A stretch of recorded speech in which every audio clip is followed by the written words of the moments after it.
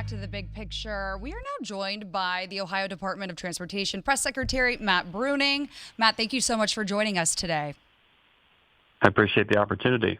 Alrighty, so you guys are sending your crews out to the worst impacted flooded areas in the state of Ohio today.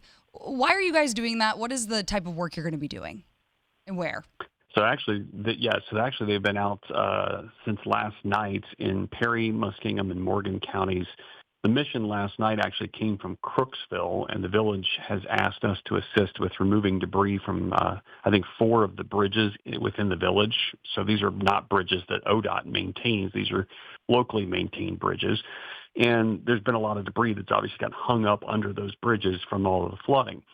So, we're talking everything from pieces of homes to trees to, rocks, everything you can imagine getting stuck under these bridges. So that's what our crews were doing last night. And that's in response to the governor basically issuing that order and saying, he's getting those requests from the locals. Those requests are coming up to the state level. And so that's what our mission has been.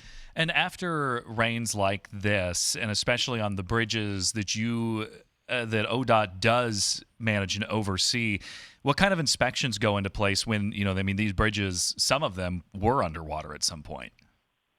Yeah, and we won't reopen bridges unless we know it's safe to do that. So yes, a good point.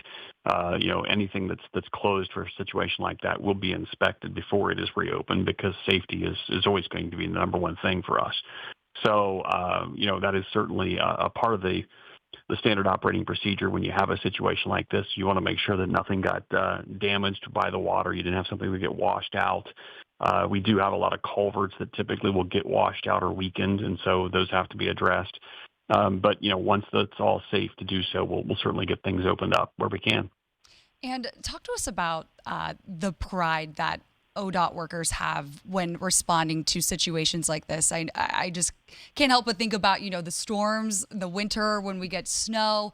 But what is it like seeing, the ODOT crew step up in this moment? Well, it's important, Brenda, to remember these folks live here too. These are not necessarily ODOT folks that are ODOT crews that are pulled in from, say, Cleveland or the other side of the state. I mean, these are ODOT crews that live in this area that has been affected by the flooding. So they're helping their communities, the communities that we all live in, and it is a big source of pride to be able to help out in this way. Obviously helping on our ODOT system, but then being able to lend a hand to our partners at the local government level that maybe they don't have the equipment, they don't have the resources, or at least not at the scale that ODOT does to be able to get back up on their feet. And transportation is so important to this effort because if you can't get the help into these communities, it's really hard to help these communities. So it is a big source of pride for us to be the helpers.